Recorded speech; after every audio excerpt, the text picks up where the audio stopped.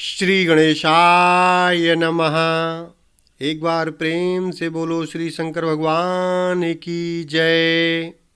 शिव पुराण वायवीय संहिता पूर्वखंड। प्रयाग में ऋषियों द्वारा सम्मानित सूत जी के द्वारा कथा का आरंभ, विद्या स्थानों एवं पुराणों का परिचय तथा वायु संहिता का प्रारंभ। व्यास उवाच।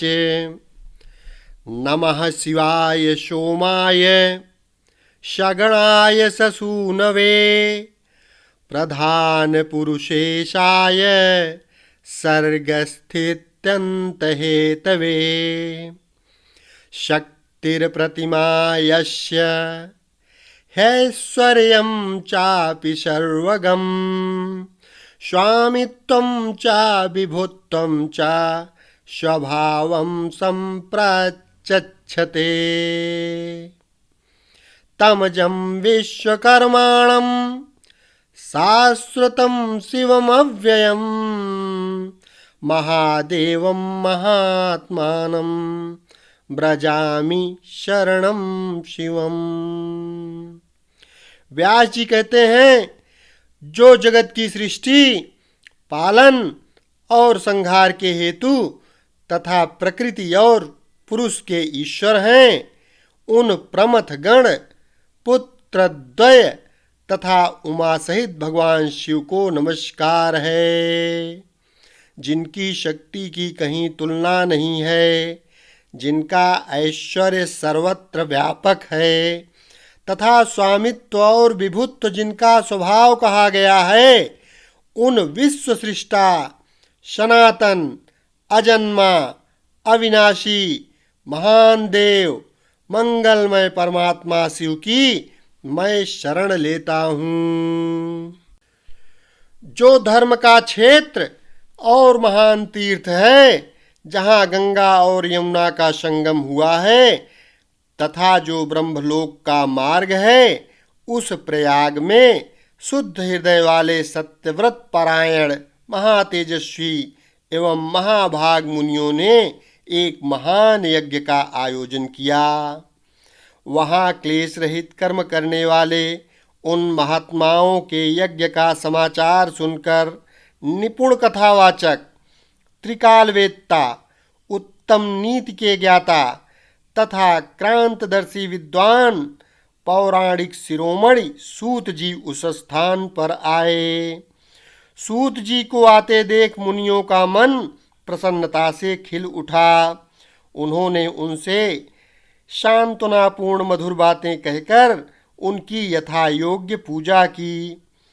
मुनियों द्वारा की हुई उस पूजा को ग्रहण करके सूत जी ने उनकी प्रेरणा से अपने लिए बताए गए उपयुक्त आसन को स्वीकार किया। उस समय महर्षियों ने अनुकूल वचनों द्वारा उनका सत्कार करते हुए उन्हें अत्यंत अभिमुख करके यह बात कही। ऋषि बोले, शिव भक्त शिरोमणि महाबुद्धिमान महाभाग रोमहर्षण जी, आप सर्वज्ञ हैं और हमारे महान सौभाग्य से यहाँ पधारे हैं। तीनों लोकों में ऐसी कोई बात नहीं है जो आपको विदित न हो। आप भाग्यवश हमें दर्शन देने के लिए यहाँ स्वयं पधारे हैं। अतः अब हमारा कोई कल्याण किए बिना आपको यहाँ से व्यर्थ नहीं जाना चाहिए। इसलिए आप हमें शीघ्र वह पवित्र पुराण सुनाइए जो अत्यंत श्रवणीय, उत्तम कथा और ज्ञान से युक्त तथा वेदांत के सार सर्वस्व से संपन्न हो। वेदवादी मुनियों ने जब इस प्रकार प्रार्थना की, तब सूत जी ने मधुर, न्याय युक्त एवं शुभ वचनों में उन्हें इस प्रकार उत्तर दिया। सूत जी ने कहा, महर्षियों, आपने मेरा सत्कार किया और मुझ पर कृपा की है। ऐसी दशा में आपसे प्रेरित होकर मैं आपके समक्ष महर्षियों द्वारा सम्मानित पुराण का भली भांति प्रवचन क्यों नहीं करूँगा। अब मैं महादेव जी, देवी पार्वती, कुमार स्कंद गणेश जी नंदी तथा सत्यवती कुमार साक्षात भगवान व्यास को प्रणाम करके उस परम पवित्र वेद तुल्य पुराण की कथा कहूँगा जो शिव तत्व के ज्ञान का सागर है और भोग एवं मोक्ष रूपी फल देने वाला साक्षात साधन है।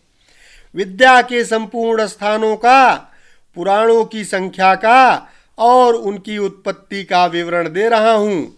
आप लोग मुझसे इस विषय को ध्यान पूर्वक सुने। 6 वेदांग, 4 वेद, मीमांसा, विस्तृत न्यायशास्त्र, पुराण और धर्मशास्त्र, ये 14 विद्याएं हैं। इनके साथ आयुर्वेद, धनुर्वेद, गंधर्ववेद और उत्तम अर्थशास्त्र को भी गिन लिया जाए तो ये विद्याएं 18 हो जाती हैं। इन 18 विद्याओं के मार्ग एक दूसरे से भिन्न हैं। इन सब के निर्माता त्रिकालदर्शी विद्वान साक्षात भगवान शूलपाणि शिव हैं, ऐसा श्रुति का कथन है। संपूर्ण जगत के स्वामी उन भगवान शिव को जब समस्त संसार की सृष्टि करने की इच्छा हुई तब उन्होंने सबसे पहले अपने सनातन पुत्र साक्षात ब्रह्मा जी को उत्पन्न किया और अपने उन प्रथम पुत्र विश्वयोनि ब्रह्मा को परमेश्वर शिव ने जगत की सृष्टि का ज्ञान प्राप्त करने के लिए पहले ये सब विद्याएं दी। उसके बाद उन्होंने पालन करने के लिए भगवान श्री हरि को नियुक्त किया और उन्हें जगत की रक्षा के लिए शक्ति प्रदान की।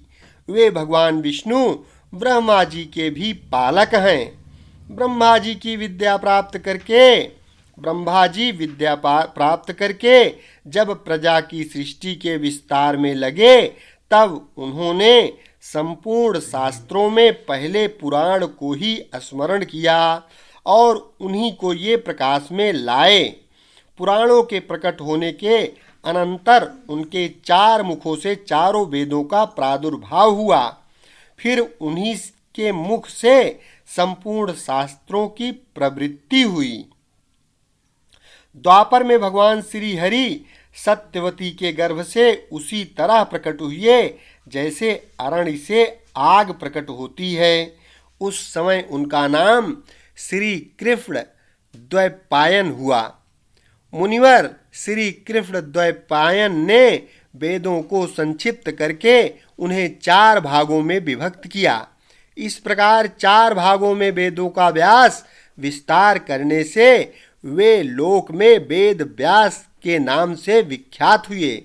इसी तरह उन्होंने पुराणों को संक्षिप्त करके 4 लाख श्लोकों में सीमित किया।